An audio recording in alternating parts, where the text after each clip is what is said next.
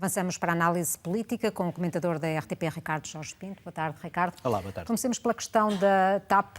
Aparentemente, a contestação partiu de 6 membros do Conselho de Administração, nomeados pelo Estado e que, portanto, não foram visados ou beneficiados pela distribuição de prémios e, aparentemente, o Governo foi a reboque.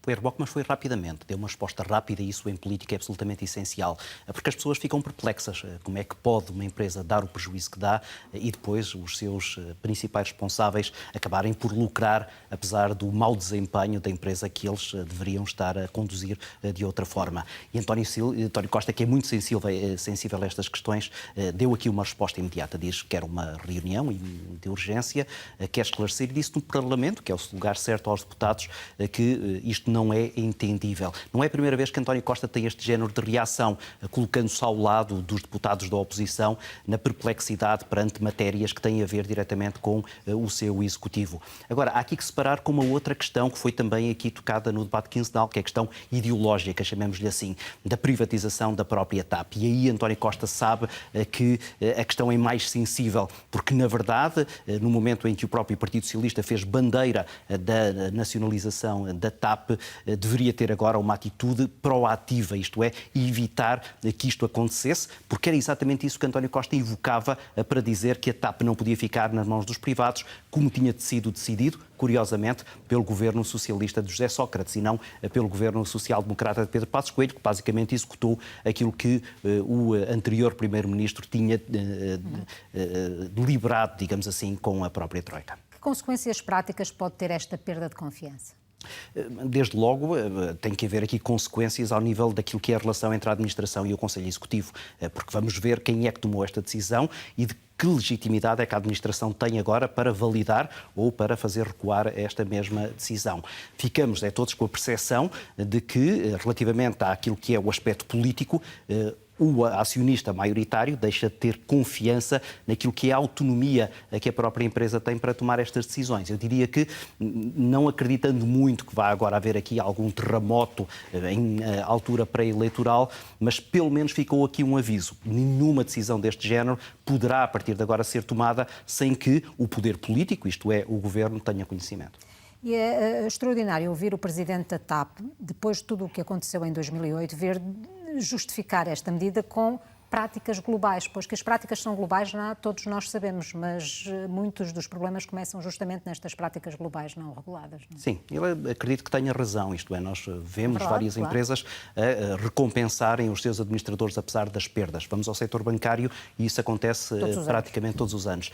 Agora, a questão é de novo política e, sobretudo, é o timing.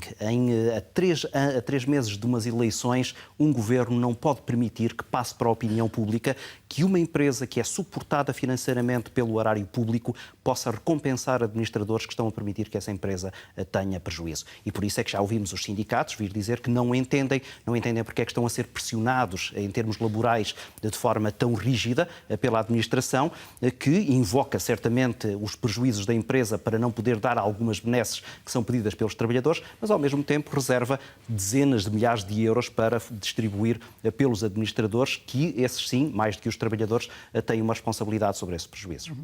Este debate foi fértil em notícias. O Primeiro-Ministro revelou também que o acordo com a Altice está fechado, ou praticamente fechado, falta a formalização jurídica. Aqui chegados, e depois do que se passou com os incêndios em Portugal, era a melhor solução? A melhor solução, eu diria que quase é a única solução. O Governo já vinha preparando esta questão do Ciresp, estava a ser acautelada, porque se percebia que era de tal maneira sensível que poderia a qualquer momento explodir nas mãos do Primeiro-Ministro. Recordemos aqui que era António Costa, Ministro ainda de um governo de José Sócrates, quando tomou ele próprio a decisão relativamente ao Ciresp. E, portanto, há aqui até uma questão de relação pessoal entre António Costa e esta matéria. Mas, para além de tudo isso, havia relatórios que indicavam falhas claras na questão das comunicações. E, imediatamente, o nome Ciresp, que era praticamente desconhecido dos portugueses, começou a ser repetido de forma muito frequente, nomeadamente nos meios de comunicação, dando amplitude a essa sensibilidade desta questão. E por isso é que este negócio, dizia eu há pouco, era realmente a única solução. Falta saber até que ponto, e isto tem a ver com um veto que o próprio Tribunal de Contas chegou a ameaçar colocar, se as tais arestas que falta limar não terão a ver com questões mais profundas. A mim intrigou-me o facto de, ao longo da tarde de hoje, os privados não reconhecerem o acordo como fechado, dizendo que ainda há negociações a fazer. Podem ser as tais negociações de pormenor, como António Costa deixou entender, ou pode ser alguma coisa de mais profundo. Eu diria que dificilmente António Costa pode dar o flanco nesta matéria, agora que o período dos incêndios começa a aproximar-se. E sabemos como fez avançar Mário Centeno para as negociações. Exatamente, portanto... colocou exatamente a peça mais forte do seu governo a tomar conta deste dossiê. Uma última apreciação para o debate no geral. Ricardo, um tom menos agressivo, Sim. com a Assunção Cristas menos agressiva também do que habitualmente, colocando questões, mas sem grandes considerandos. Do teu ponto de vista, o debate de hoje reflete já as consequências dos resultados eleitorais? Naturalmente. A oposição vem fragilizada destas eleições europeias. Basta ouvir Rui Rio nas declarações hoje para se ver que ele próprio disse: eu não sou a pessoa em melhores condições para agora estar a fazer críticas ao Partido Socialista. E, portanto, os membros da oposição, sobretudo à direita, vieram, como se costuma dizer, com a crista baixa para este debate, com alguma dificuldade em apresentar argumentos de forma mais incisiva. Até porque percebem também que isto está, de alguma maneira, em fim de ciclo e que neste não é o momento para essa agressividade em relação a um primeiro-ministro que, como ele próprio disse, não está para ir de férias. Há aqui trabalho para fazer, ele tem ainda trunfos para jogar e isto acaba por circunscrever aquilo que é a margem de manobra da oposição. Este debate, aquilo que eu salientava aqui, é que foi muito ideológico. Ideológico à volta da saúde, com o Bloco de Esquerda a pedir clarificação relativamente ao Partido Socialista, dizendo que você permitia que universidades privadas tomassem conta das universidades públicas, então porquê é que está a deixar que isso aconteça na área da saúde? E depois, na área dos transportes, onde também, na resposta a Jerónimo de Sousa, António Costa invocou exatamente essa componente ideológica para justificar medidas que, diz ele, têm que ser pragmáticas. E é essa dicotomia que eu acho que foi muito interessante ao longo deste debate. Ricardo, é sempre um gosto. Igualmente. Obrigada. Obrigado. Boa noite. Obrigada.